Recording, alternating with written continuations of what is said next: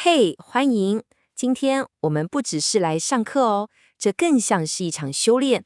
我们要一起来解锁一道超能力，而且这个超能力啊，就藏在你鼻子底下，用的就是这本秘密卷轴。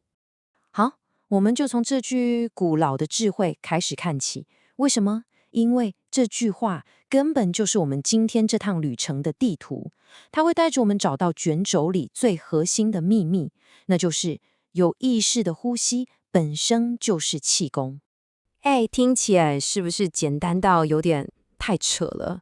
但你知道吗？最厉害的真理，往往就藏在最不起眼、最朴实的道理里面，而这个道理，就是那把能连接你身心灵的黄金钥匙。OK，准备好了吗？深吸一口气，我们的修炼现在正式开始。这趟旅程会分成几个关键的阶段，我们就从最根本的那个基础开始谈起吧。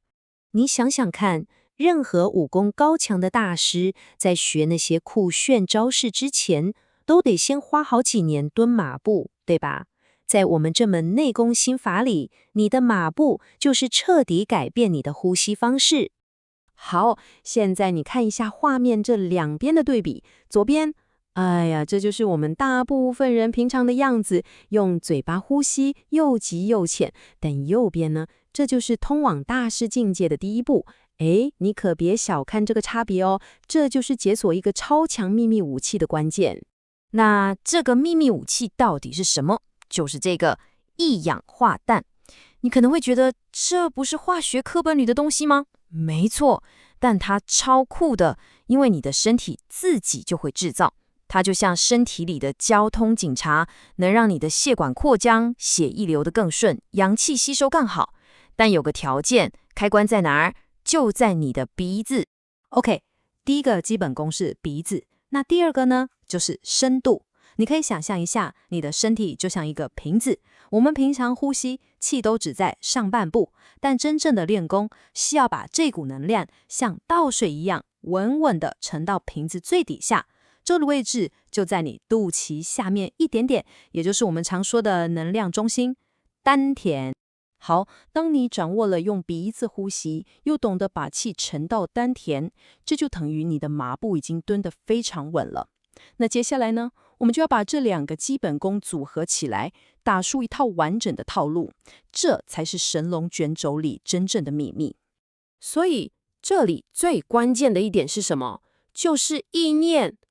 这跟一般的深呼吸差在哪？差很多。你可以把它想象成你的心念就像一个将军，而气就是他的军队。将军指到哪里，军队就打到哪里，意到，气到。这一套功法很精妙哦，它把一次呼吸拆解成5个步骤。来，我们一步一步看。第一步，吸，想象你吸进来的不是空气，是整个宇宙的精华。然后平，先憋一下，让能量在身体里转化。再来沉，用意念把它带到丹田。再平一下，感觉这股能量像暖流一样滋养你全身。最后吐，把身体里所有的废气、浊气通通吐干净。你看，这根本就是身体里的炼金术嘛。这句口诀就讲得超好，心若会剑，气若绵。你的念头要像一把很利的剑，很专注，很有方向，但你引导的气却要像棉花一样，柔软、流动，又充满了力量。听到这里，你可能会觉得，哇，这听起来好像有点悬。别担心，这可不是什么迷信。接下来，我们换个角色，不当武林高手了，我们来当科学家，用现代科学的放大镜来看看这套功夫到底有多厉害。科学家们一直在研究，到底怎样的状态对人体最好。结果，他们发现一个神奇的呼吸频率，你猜是多少？就是每分钟大概4.5到7次。最神奇的是什么？这个数字跟那些气功大师练了好几百年的呼吸频率几乎一模一样。你说是不是太巧了？这根本就是古代智慧跟现代科学的英雄所见略同啊！这种呼吸方法，科学上给它一个名字，叫做共振呼吸。你可以想象你身体里有个交响乐团，有心跳、呼吸、血压，平常可能各吹各的调，但在这个频率下，他们突然全部对上了拍子，开始完美合奏。这种超和谐的状态就叫做生理共振。诶，这不就是气功里说的入静吗？一种很平静但又充满力量的感觉。那要怎么知道我们的内功有多深厚？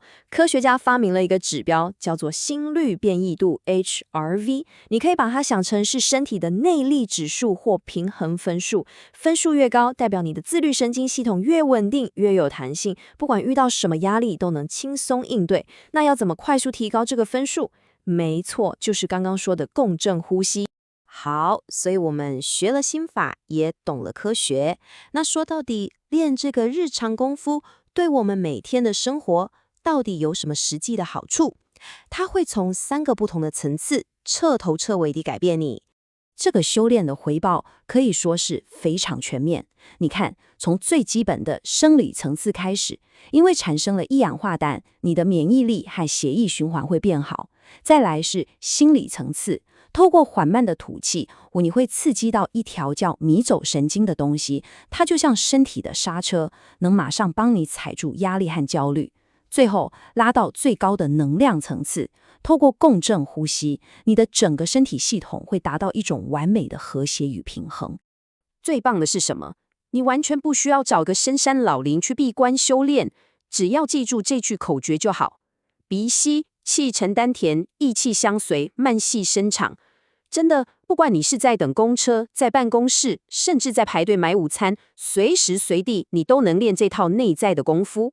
所以你看，这整本神龙卷轴的秘籍，我们今天已经一起翻开了。通往内在平静和力量的这条路，其实一直都在你脚下。它的起点就是你的下一次呼吸。那么现在问题来咯，这股力量你已经知道了，那你打算怎么使用它呢？